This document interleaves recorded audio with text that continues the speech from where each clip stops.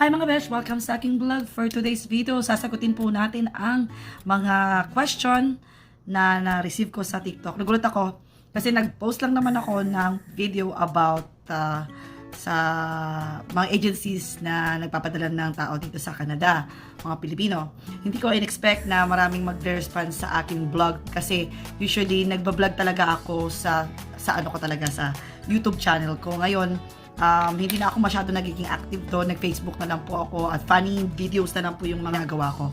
Parang need ko pa rin pala talagang mag-vlog about Canada kasi marami pa rin interesado. Sagutin na natin yung mga ibang mga tanong. Age limit. Ang age limit po dito sa Canada, wala po talaga akong tutuusin. Pero yung mga agency, dahil Pilipino ang mga nag-operate, may age limit. At usually po, ang naririnig kong age limit ay nasa 42.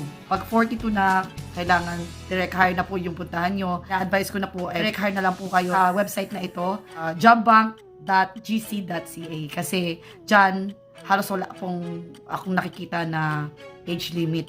Kasi sa totoo lang dito sa Canada, bawal po talaga ang age discrimination. So, hanggat maaari, hindi sila nagtatanong ng age. Kung nandito na kayo sa Canada, wala pang birthday na re-required. It's up to you kung gusto nyo po yung ano. Pero kahit yung mga trabaho ko o yung mga boss ko, hindi nila alam ang mga age namin lahat. Unless i-reveal namin sa kanila, hindi po sila nagtatanong.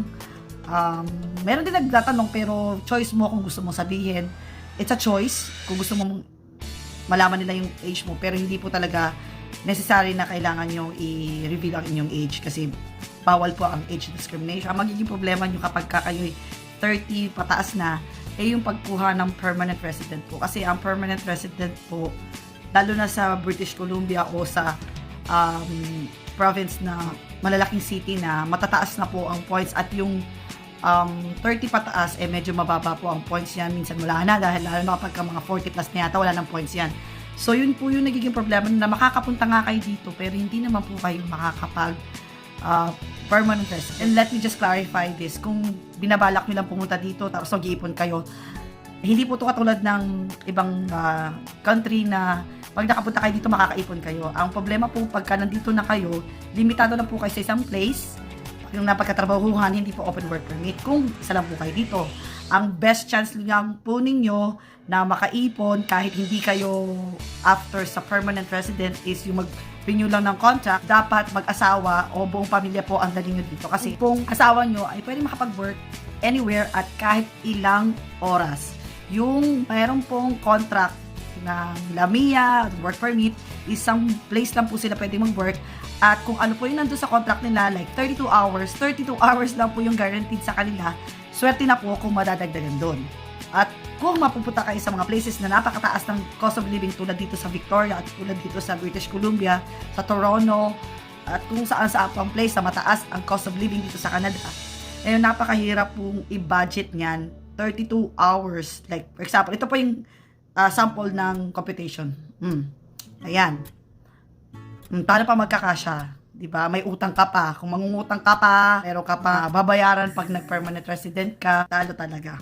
So, pero, like I said, kung matanda ka na at ang habol mo lang magtrabaho dito, kumita dito, tapos uwi ka na ng Pinas, kasi nga, medyo suntok sa buwan ang pagiging permanent resident, kapag ka matanda na, ang advice ko, dalhin nyo po yung buong pamilya nyo, or kayo, may asawa, dalhin nyo, kasi, makakaipon kayo kasi marami yung pwedeng itrabaho ng asawa nyo.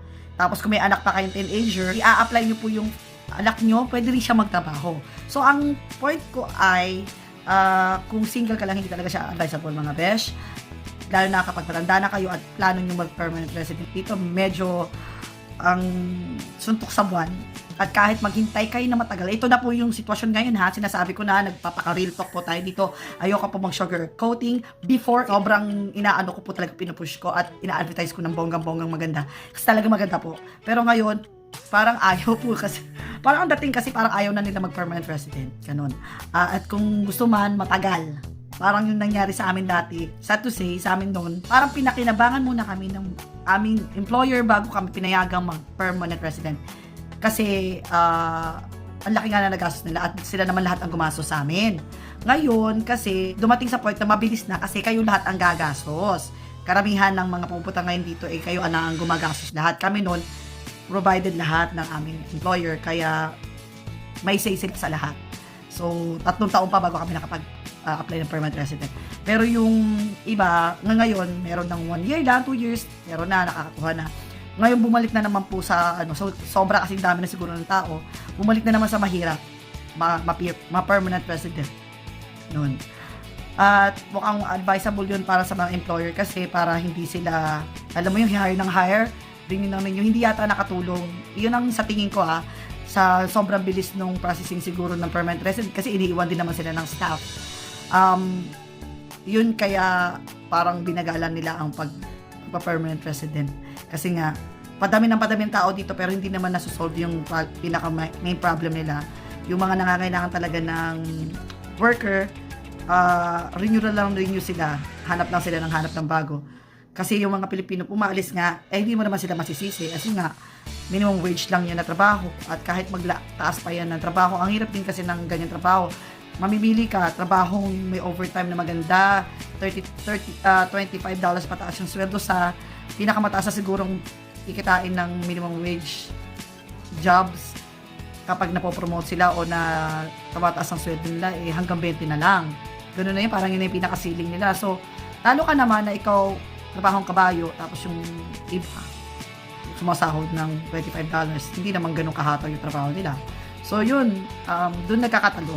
Yung mga nagtatanong kung paano po, hanapin nyo na lang po yung website. Kasi, guys, ito lang ang aking advice. Kung gusto nyo talaga makapunta dito, trabaho din, research din mga besh. Hindi pwedeng kami mga vlogger ay spoon feeding. Marami po sa mga nandito at naging mapalad ay nagtrabaho po sila. Ibig sabihin, hindi po sila naging tamad na nanood lang sila ng mga videos.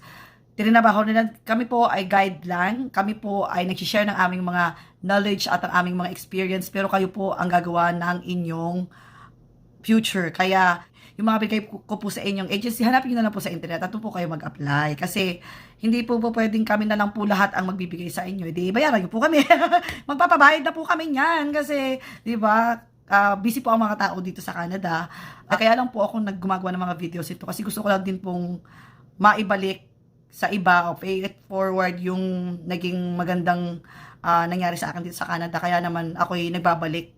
Kasi hindi ko naman mababalik kay God yung blessing na binigay niya na sa akin eh. Kaya binabalik ko naman sa iba. Ito po yung my way of giving back the blessing na binigay sa akin ng Diyos. Kaya,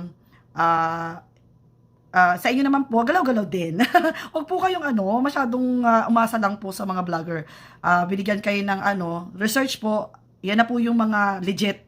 Hanapin nyo na lang po sa website. Ganun. Nasa Diyos ang awa, nasa tao ang gawa. Ganun. Yan pa lang yung masasagot ko sa mga tanong nyo. Okay? Thanks for watching guys at good luck. Kita-kits sa susunod na video. Mwah!